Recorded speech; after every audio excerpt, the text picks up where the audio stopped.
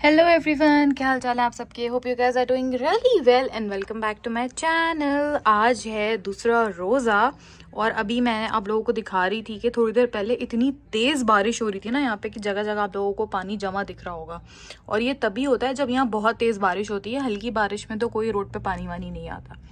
But अब देखें, with in 5 minute आसमान पूरा क्लियर हो चुका है, जैसे यहाँ कभी कोई बारिश हुई ही नहीं थी। इतना अनप्रडिक्टेबल है ना यूके का वेदर। खैर, एज़ यूजुअल आप अगर बाहर रहते हैं और आपका घर धोबी घाट ना बना हुआ हो तो ऐसा तो हो ही नहीं सकता। रमज़ान में भी आपकी डेली रूटीन वैसी ही चल रही होती है। घर के सारे काम काज वही अपने हिसाब से करने होते हैं। इसीलिए मैं यहाँ पे डस्टर यानी कि झाड़ू लगा रही थी। और वैसे ना मैं वीक में एक दफ़ा हूवर करती हूँ अच्छे से, लेकिन 2-3 दिन बाद आपको हल्का सा डस्टर लगाना ही पड़ता है। हल्की फुल्की धूल मिट्टी या बाल जो है वो नज़र आ रहे होते हैं, तो मैं हर 2 दिन बाद, मोस्टली 2 दिन बाद ही, कभी कभी 3 दिन भी हो जाते हैं, झाड़ू लगा ही लेती हूँ। ज़्यादा इसमें एफर्ट नहीं लगते, टाइम लगता है क्योंकि ये वैसी वाली पाकिस्तानी स्टाइल की झाड़ू नहीं है जिससे आपने बस लंबे लंबे हाथ मारे और सारा कचरा आ गया। इसको जरा देख के करना पड़ता है, लेकिन फिर भी ये है कि ये अच्छे से क्लीन कर देता है। रमजान में कुकिंग में थोड़ा ज्यादा टाइम लग जाता है, इसलिए आपको घर के बाकी काम प्रॉपरली मैनेज करने का टाइम नहीं मिल रहा होता। इसलिए रमजान में मेरा स्केड्यूल थोड़ा सा टाइट चल रहा होता है, आप सबकी तरह। बट रमजान की ब्यूटी ये है कि अल्लाह ऐसे हिम्मत दे देता है कि सारे काम आप टाइमली मैनेज भी कर लेते हैं, इबादत भी कर लेते हैं और सब कुछ अच्छे से हो जाता है। घर के काम तो चलते ही रहेंगे। मैंने सोचा यार ये मैं कुछ चीज़ें तो आप लोगों को दिखा दूं जो मुझे जगह पे रखनी है, ताकि मैं इनको जगह पे रखूं। उस दिन जो मैं मॉल गई थी, चीज़ें ख़रीद के लाई थी, तो वो सारी चीज़ें मैंने एक जगह एक बॉक्स में कर दी हैं। ये हैं शूज़ जो मैंने अपने लिए लिए हैं, एंड ये मैंने TK Maxx से लिए हैं। I really like them. ये आपको वाइट लग रहा होगा बट ये बेसिकली बेज कलर है। एंड मैंने सेम बेज कलर का एक हैंडबैग भी लिया था ऑल्डो से, जो मैं लेकर आई थी, बट वो उसमें ना एक प्रॉब्लम आ गया, एक थोड़ा सा डिफेक्ट आ गया, तो फिर वो मैंने एक्सचेंज करने के लिए भेजा हुआ है। वो आता है तो मैं दिखाती हूँ। इसके अलावा ये एक लोशन है जो बहुत अच्छा है, कोको बटर विटामिन E का, मैंने अपने लिए भी लिया है। और ये मैंने वैसे भी 2-3 एक्स्ट्रा लेके रखे हैं because this is really good. इसके अलावा ये है न्यूट्रोजेना का हाइड्रो बूस्ट वाटर जेल। ये मैं यूज़ करती हूँ मॉइस्चराइज़र। अगर मैंने ओले का भी लिया अभी रिसेंटली, मैंने अपने कुछ 3-4 व्लॉग पहले शेयर भी किया था, लेकिन टू बी ऑनेस्ट वो मुझे बिल्कुल भी सूट नहीं किया। क्यों नहीं किया वो मैं अलग एक किसी वीडियो में बताऊँगी। इसके अलावा मैंने लिया मैक का prep and prime fix it. ये बेसिकली आपका मेकअप के बाद आप इसको कर सकते हैं, मेकअप से पहले भी कर सकते हैं, एज अ प्राइमर भी यूज़ कर सकते हैं and as a setting spray भी यूज़ कर सकते हैं। सो काफ़ी टाइम से मुझे लेना था, फाइनली मैंने ले लिया। And I bought this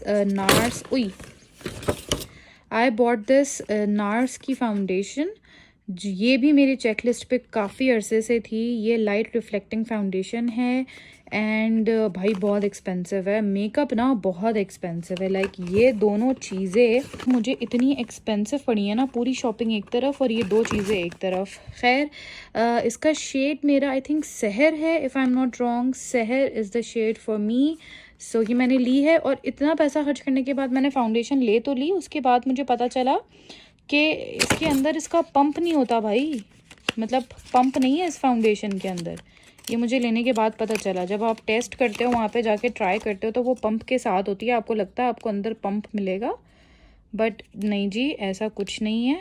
pump आपको अलग से लेना पड़ता है। So I bought a pump with it and ये अब ऐसी है पंप के साथ। So this is the foundation. इसके अलावा मैंने अपने लिए ये एक ब्रेसलेट या बैंगल्स जो भी बोलें, अच्छी लग रही थी तो मैंने ये ली अपने लिए। उसके बाद मैंने ली बहुत सारी सी लिपस्टिक्स। ऐसे ही दिल चाह रहा था पैसे उड़ाने का, तो मैंने सोचा कैसे उड़ाएं, तो ऐसे उड़ा लेते हैं। एक तो मैंने ये अपना कंसीलर लिया है। अब कंसीलर आप कोई सा भी यूज़ करें, सबसे बेस्ट यही है, सो मैंने यही लिया है। इसके अलावा एक मैंने वेट एंड वाइल्ड की लिपस्टिक ली है, मुझे बहुत अच्छी लगी। This is shade cinnamon spice. इसके अलावा एक मैंने निक्स की ली, ये बहुत अच्छी है, this is really good. This is soft spoken, ये बहुत अच्छी है। इसके अलावा एक मैंने ली है मेकअप रेवोल्यूशन की, दिस इज़ वाइट वेडिंग, ये भी बहुत अच्छा कलर था।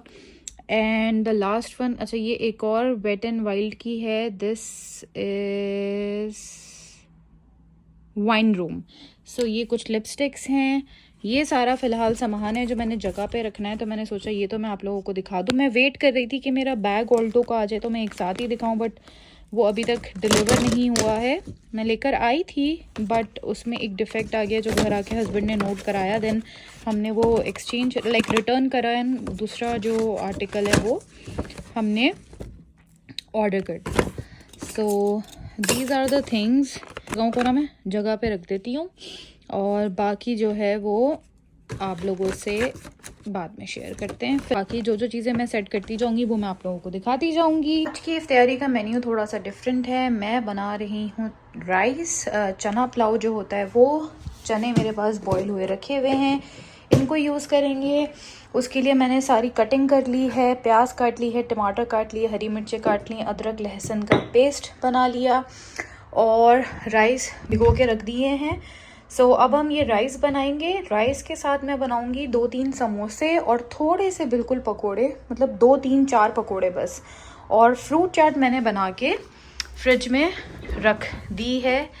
ये फ्रूट चाट तो हम दोनों ही इंजॉय करेंगे, सो ये मैंने बना के रख दी है। बाकी जो फ्राई आइटम बनेगा ना, लाइक पकोड़े और समोसे, वो सिर्फ हस्बैंड के लिए बनेंगे, मैं खाऊंगी खाना। कल पहला रोज़ा था इसलिए प्रॉपर इफ्तारी बनी थी, खाना स्किप कर दिया था हमने। जब भूख लगी थी दोबारा तो वही चीज़ें दोबारा खा ली थी और कुछ भी वेस्ट नहीं हुआ था। पर आज ना मेरा दिल चाह रहा था प्रॉपर खाना खाने के लिए। एक्चुअली हम दोनों के बीच में ये बहुत बड़ा डिफरेंस है। वैसे तो बहुत सारे डिफरेंसेस हैं लेकिन ये एक मेजर डिफरेंस आता है हमारे लाइफ स्टाइल में। मुझे रोज़ा खोलने के बाद डायरेक्ट खाना खाना अच्छा लगता है और विद ईच पासिंग ईयर ना मुझे और ज़्यादा मतलब ऐसा होता है कि बस बंदा खाना ही डायरेक्ट खाए। शुरू में जब टीनेज थी, अर्ली 20s थे, तो फिर भी इफ्तारी कर लिया करती थी।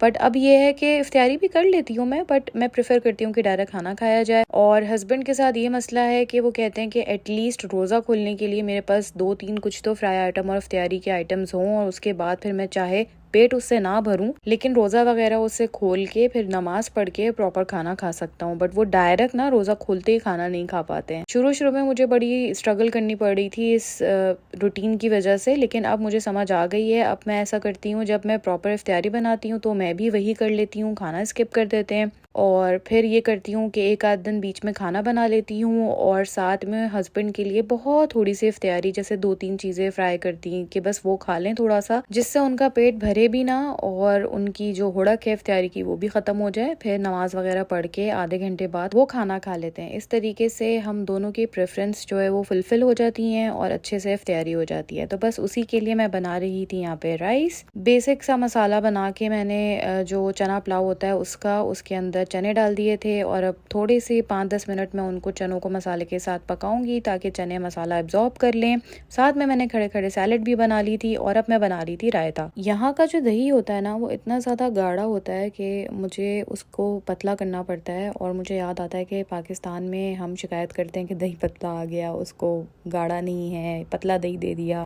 लेकिन वो जो दही है ना पाकिस्तान का, उसका टेस्ट, उसका जायका ही अलग है, बहुत डिफरेंट है। और यहाँ के जो योगर्ट्स होते हैं, ठीक है अल्लाह का शुक्र अल्हम्दुलिल्लाह अच्छे होते हैं, लेकिन मुझे नेचुरल योगर्ट पता नहीं क्यों वो नहीं लगते। ऐसा लगता है कि असली दही नहीं है और पता नहीं कैसे दही इतने अरसे चल जाता है और वो मीठा रहता है, खट्टा ही नहीं होता। मतलब यहाँ के जो दही के बॉक्सेस होते हैं उसमें आराम से 2-3 वीक्स की एक्सपायरी डेट होती है। सो मेरी समझ से ये बाहर है, मगर फिर भी अल्लाह का शुक्र है जायका आ जाता है थोड़ा। अगर आप रायता वगैरह बनाएं तो अच्छा टेस्ट आ जाता है। और ये देखें, ये मेरी अम्मा की सिखाई हुई बात है, जब भी कोई चीज़ आप सर्व करें उसको किनारों से साफ कर लें, वरना सर्व करते हुए अच्छा नहीं लगता और अम्मी की ज़बान में फुहड़पन लगता है। ऐसी ही होती है ना हमारी अम्माओं की बातें, लेकिन सही होती हैं उनकी बातें। वो अपने एक्सपीरियंसेस से बोलती हैं और आपको टाइम के साथ समझ आती है कि जो वो आपको टोकती थी छोटी छोटी बात पे, वो सही टोकती थी। खैर मैंने राइस डाल दिए थे मसाले के अंदर और अब बस मैं इनको बनाने के लिए रख दूंगी। रायता सैलेड इज़ रेडी, राइस मेरे बन रहे हैं। सो खाना रेडी है। अब मैंने करना है फ्राइंग का काम। मैंने शामी कबाब बनाने हैं राइस के साथ और मैंने फ्राइंग करनी है। फ्राइंग के लिए ये जो ये आपको साइड पे ऑयल दिख रहा है, ये कल वाला ऑयल है जिसको मैंने स्ट्रेन करके जितना मैं कर सकती थी बाहर निकाल लिया है। मैं इतना ही ऑयल लेती हूँ कि 2 दिन चल जाए और फिर ख़त्म हो जाए। आज वैसे ही मैंने ज़्यादा फ्राइंग नहीं करनी है, सो उसके लिए दिस ऑयल इज़ इनफ। और एक चीज़ मुझे आप लोगों को दिखानी थी, जो मेरी कढ़ाई है ना जिसमें मैं फ्राइंग करती हूँ, उसको मैं रमज़ान में डेली बेसिस पे वॉश करती हूँ। I like to do that. अब ये जो थोड़े थोड़े निशान हैं ये तो ख़ुद स्टील के अपने हैं जो वक्त के साथ आ जाते हैं, but I like to clean my frying pan every day. और ये रमज़ान में एक मेरा नया टास्क बढ़ जाता है, मैं इसको क्लीन करूँगी हर रोज़। ऑयल को देखूंगी कि वो रीयूज़ करने के काबिल है या नहीं, अगर नहीं तो मैं डिस्कार्ड कर देती हूँ, वरना कोशिश करती हूँ कोई भी चीज़ वेस्ट ना हो उसको मैं रीयूज़ करूँ। सो बस मैंने आप लोगों को ये दिखाना था। अब मैं थोड़ी देर में 10-15 मिनट में फ्राइंग का काम स्टार्ट करूँगी। जब तक राइस दम पे आएंगे फ्राइंग हो जाएगी and we are good to go for इफ्तारी।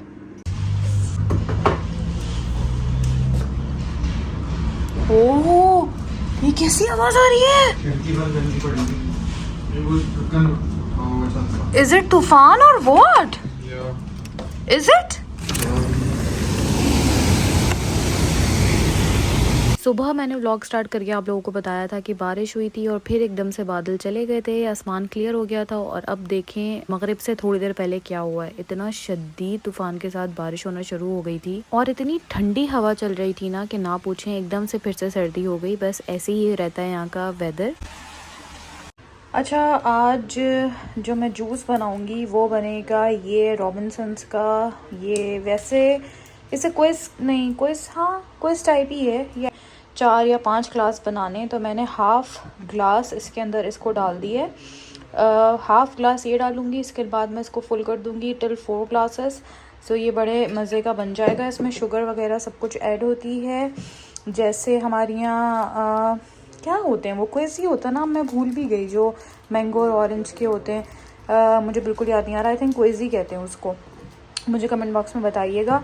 बस अब जैसे बिल्कुल 2 या 3 मिनट होंगे उस वक्त मैं ठंडा ठंडा पानी इसके अंदर डाल दूँगी और टेबल पे बैठेंगे। अभी हैं 5-10 मिनट हैं, राइस मेरे हो गए हैं और जो फ्राइंग का काम था वो भी मैंने कर लिया है। अभी आप लोगों को टेबल दिखाती हूँ। तो बस अल्हम्दुलिल्लाह ये था हमारा आज का इफ्तार टेबल। मेरे लिए खाना था, कबाब थे। कबाब जब हस्बैंड खाएंगे तब उनको और फ्राई करके दे दूंगी फ्रेश। और हस्बैंड के लिए मैंने थोड़े से पकोड़े समोसे फ्राई करके दे दिए थे। फ्रूट चाट तो बनता ही है और 2 किस्म के जूसेस थे। सो अल्हम्दुलिल्लाह हम दोनों ने अपनी मर्जी से आज मज़ेदार इफ्तार किया। आई होप आप लोगों को वीडियो पसंद आई होगी। अगर आई है तो प्लीज़ लाइक ज़रूर कीजिएगा, मुझे कमेंट बॉक्स में बताइएगा। अपना बहुत ज़्यादा ख्याल रखें, चैनल को सब्सक्राइब कर दें अगर अभी तक नहीं किया तो। मुझे दुआओं में याद रखें। इंशाल्लाह कल मिलेंगे। अल्लाह हाफ़िज़।